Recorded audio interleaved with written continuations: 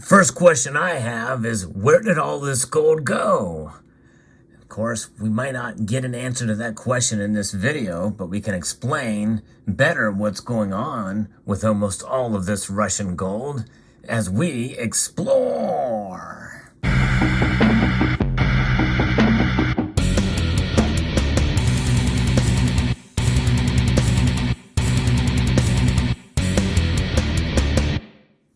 Yes, this news just coming across the wires here from London. Reuters is reporting that the Russian gold has been taken out of the exchange-traded fund stockpiles. And this could be part of what's contributing to the bleeding out of gold from the LBMA and COMEX, which, by the way, though it is somewhat alarming, not nearly as alarming as the silver stockpiles, but I digress. Gold, worth $2.2 billion, has left the accounts of exchange-traded funds since July, as some banks and asset managers seek to purge Russian bullion from investor holdings, according to Reuters calculations based on publicly available data. ETFs are one of the most popular ways to invest in gold, although it's not the best advisable way in my view. Many others feel the same way because it's only exposure to gold's price, not the actual metal itself. I believe in holding the physical, but that's another story. That's another lesson for another day. Shares in ETFs represent gold bars held in vaults that are easy to buy and sell, freeing investors from the difficulties of buying and storing bullion themselves. Well, I don't know about you, but I know about me, and I like to have the physical myself. It is not a difficulty in buying and holding it. I mean, the difficulty would be the premiums you pay, but really they pale in comparison to other things that are out there where you lose money. Because when you buy gold, you know it's going to preserve your wealth over the course of a long period of time. Now, obviously, you want to keep it secure, and that is something that is worthy to talk about in every video. It's always good to keep your gold stored safely, whether it be at your home in a safe or with a trusted family or friend that has even better security and protection and privacy, and have the luxury of having that option where you can get to it. There is obviously storing it off-site with a friend, family member. There's still third-party risk, but it's minimized greatly because of your relationship. But the article continues here in an analysis about investors shunning Russian gold. Reuters examined list of gold bars owned by 11 large funds. Around July the 12th, these funds between them held 2,540 tons of gold. By late November, that total had fallen 10% to 2,295 tons. The 11 funds account for 2/3 of all the gold held by ETFs globally. In July, all 11 held Russian metal. By late November, the proportion of Russian gold in the stockpiles of 8 had fallen. In 5 funds, the amount of Russian gold tumbled by more than 40%. 2 of these got rid of Russian gold altogether. In 3 funds, the proportion of Russian gold today, or gold in the holdings, rose slightly, and it's only 3, was only slightly. The gold owned by ETFs is managed by banks, which can give the funds any gold eligible to trade in London, including Russian metal manufactured before the war in Ukraine. Funds can't ask for gold of a particular type or origin to be prioritized, but banks are not typically obligated to do this. Russia is one of the world's biggest producers of bullion, and many gold bars made in Russia have been in the Western financial system for years, so there's a lot of it in there. But, for a lot of these funds, almost all of the Russian gold is gone. And for 2 of them, they got rid of them completely. But where did that gold go? Did it go back to Russia? Was it melted down and distributed somewhere else? I would love to know. So Russia being this big producer, and some investors do not want assets linked to Russia since it invaded Ukraine in February. And so it's remarkable to see. They list off all of these holdings here, like HSBC, the SPDR Gold World, and they've got others that are here, like Gold holdings. You've got iShares, BlackRock, JP Morgan, and you see Invesco and the amount that was there before, down 9%, down 23%, and iShares, BlackRock, WisdomTree, down 44%. SPDR World Gold, down almost half. So there's a lot. And then Mundi's down 100%. So they've gotten rid of it all. And some of the securities that they list there, the World Gold Council said the pre-war Russian gold bars are still considered good delivery by the London Bullion Market Association. And as such, the World Gold Council subsidiaries managing its funds make no distinction between them and any other good delivery bar. SPDR Gold mini shares, whose gold is stored by ICBC standards, saw an almost 50% fall in the amount of Russian gold it holds. The World Gold Council said its fund managers have not asked any of the banks storing gold to cut their stock of Russian metal. It's just kind of happening. So very interesting. And Invesco says we have not altered our approach to bars that were produced prior to sanctions by Russian refiners. These bars remain good delivery standard and can continue to be traded in the market. And imagine over time you'll see a steady reduction of Russian bar exposure as the level of Russian produced bars falls as a proportion of the total market.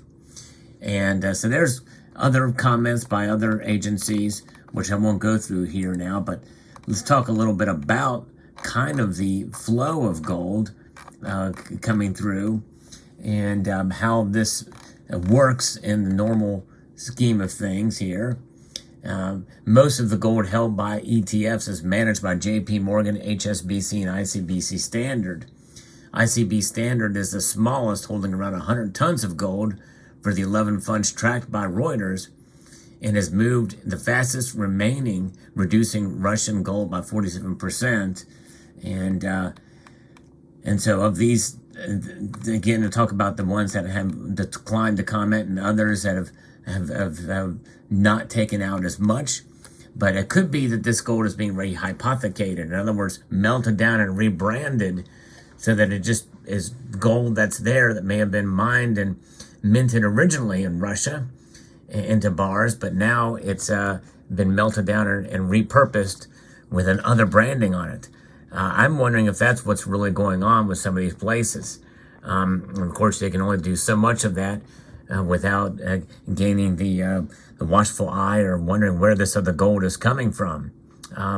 You can't help but wonder if they're doing that just to kind of placate or what have you. But in the end, it boils down to, what gold is considered ethical to trade, because pre-war gold was still war gold that was used to fund the war, because it was a big buildup leading up to this invasion. So likely that gold is probably more toxic, I would guess, and which is probably why some of this is being treated as it is now. But either way, it's very interesting to see. I mean, in the end, gold is gold. Once the money has been spent, once it's there, what else are you going to do? I mean, it's all gold will eventually be traded and distributed in some manner or form because of the very nature of what gold is. It surpasses time. It doesn't have an agenda. The metal itself does not. No matter what's stamped on it, I don't think anybody would refuse it.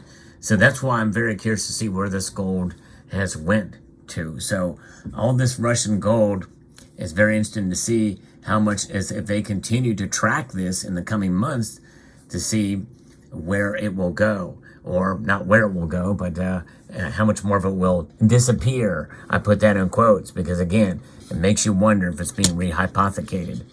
There was talk about that with the German gold as well too. When they were wanting to get some of their gold back, they found that it was rehypothecated, and under the ire, they wanted to kind of get their gold back, and it's not there in the struck bars that they thought it was. So very interesting. The whole ETFs, exchange traded funds, and the gold holdings there.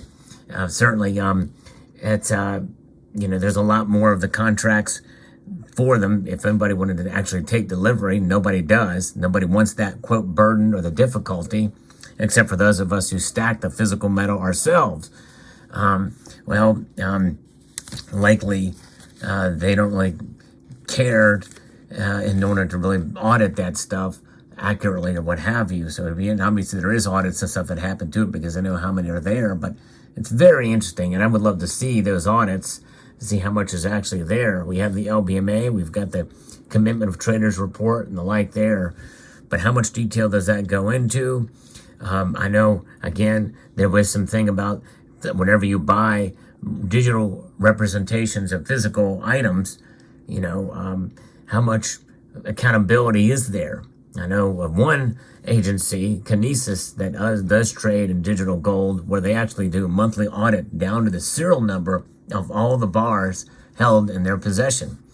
And I think that something like that should be quite transparent for ETF holders, because again, knowing that all these the derivative market has just exploded, you may hold a share of ETF of a gold ounce that is tied to a gold bar stored in these vaults that could represent any bar from anywhere there, or not at all.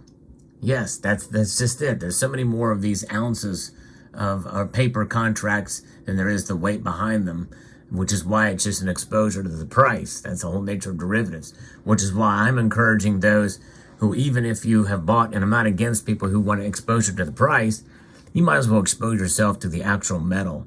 Even if you get a quarter ounce gold or one of these less expensive LMU type coins, this is a way to own gold for not a whole lot of premium and enjoy the beauty of it, have it in your possession. But of course, a full ounce that's the standard measurement for bullion products.